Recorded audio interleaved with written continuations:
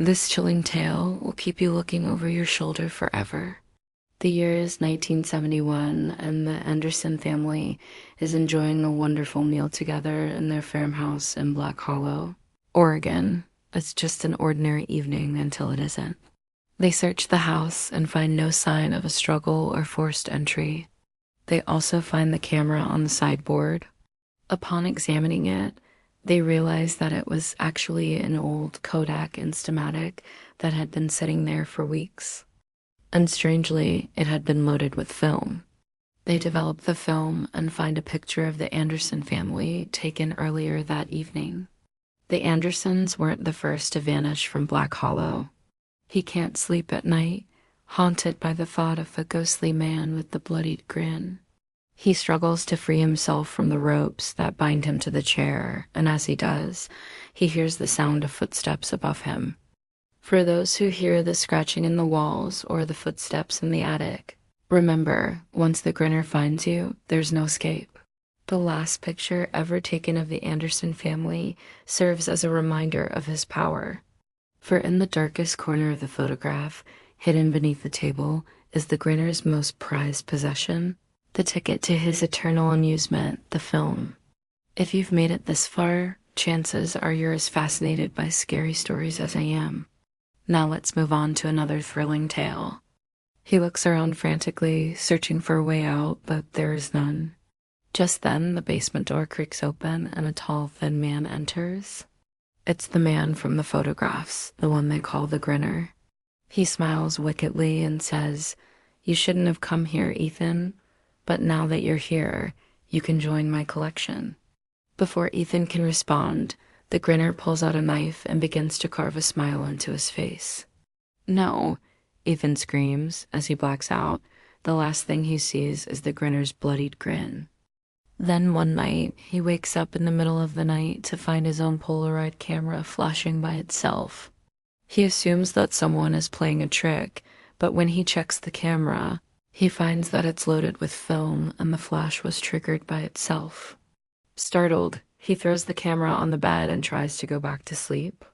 But then he hears a scratching sound coming from the closet. He freezes, his heart pounding in his chest. He tells himself that it's just a branch or a bird, but he can't help but feel that he's being watched. Suddenly, the closet door opens slowly and a dark shape emerges. Ethan screams and falls off the bed.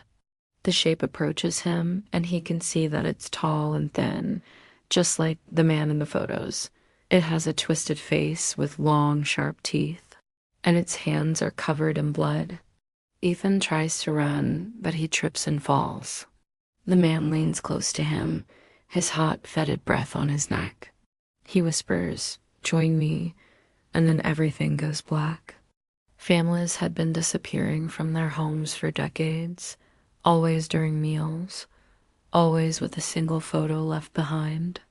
And in every one, the same figure lurked in the background, getting closer each time, its grin widening as if it knew the camera was watching. But that's not all. There's something else in the picture, something sinister lurking in the background.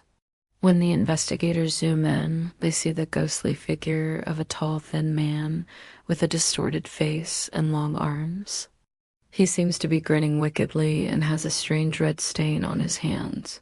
The investigators try to dismiss it as a trick of the light or a figment of the family BS imagination, but it doesn't explain why the Andersons vanished without a trace. The local newspaper covers the story, and soon the whole town is buzzing with theories. Some say the family was abducted by aliens, while others blame a serial killer, but the police remain skeptical. There are no witnesses and no evidence, and the case goes cold.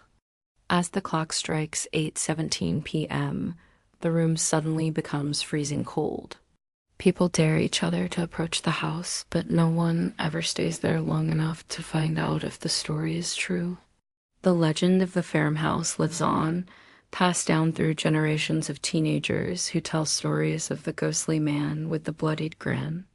Their dog, who had been happily wagging its tail moments before, lets out a sharp bark and runs to hide under the table. He's after something real, evidence, history, the kind of forgotten truth that lingers in the dust of empty places. So when he learns that the farmhouse is abandoned, he decides to explore it. As he steps inside, he's greeted by the smell of mildew and something else, something metallic that clings to the back of his throat. He walks into the dining room and sees that the table is still set with plates fossilized with decades-old food. A single wine glass is tipped over as if someone had jumped up in a hurry. He then notices the camera on the sideboard and picks it up. It's an old Kodak Instamatic, and as he examines it, he finds that the film is still intact. Without hesitation, he develops the film and finds a picture of the Anderson family taken on the night they disappeared. But when he looks closely, he sees the same horrifying figure lurking in the background, its grin wide and mocking. He shows the pictures to his friends, but they just laugh and tell him to stop playing games. But Ethan knows what he saw. The family hears a series of loud knocks coming from the front door. At first, they assume it must be a tricksy prankster. But then the knocking comes again, and this time it's much louder. James Anderson, the father, decides to go and investigate. As he approaches the door, he notices that it hasn't been locked properly and pushes it open. To his surprise, there is no one outside. He calls out, "Hello," but there is no reply. Just as he's about to go back to his family, the lights flicker and go out, plunging the house into darkness. In the sudden quiet, Margaret, the mother, can hear her children's breathing. They are scared now. She tells her husband to come back and lock the door, but James hesitates. He can hear a noise inside the house, something scratching and moving around. He tries to convince himself that it's probably just a mouse or a stray cat, but he can't shake off the feeling that something isn't right. As he stands there trying to make sense of the situation, the lights suddenly turn on by themselves. The family gasps in surprise. James quickly runs back to the dining room where his wife and children are waiting. He tries to calm them down, but they are too frightened to listen. Just then, the camera on the side table flashes, startling them all. When the bright light disappears, James sees something that makes him freeze in horror. The room is empty. The food is still on the table and the chairs are in place, but his family is nowhere to be found. He calls out for them, but there is no answer. He runs to the windows and throws them open, hoping to catch a glimpse of them outside, but he sees nothing. In a panic, he dials 911 and reports his family missing. The operator asks him to calm down and wait for the police to arrive. But James can't bring himself to stay in the house. He gets in his car and drives around the neighborhood, calling his family's names, hoping for a response. But the only reply he gets is the sound of his own voice echoing in the empty streets. The police arrive at the Anderson home soon after and begin their investigation. Years pass, and the Anderson case is long forgotten. The farmhouse is abandoned, and the surrounding area becomes known as the Bermuda Triangle of Black Hollow.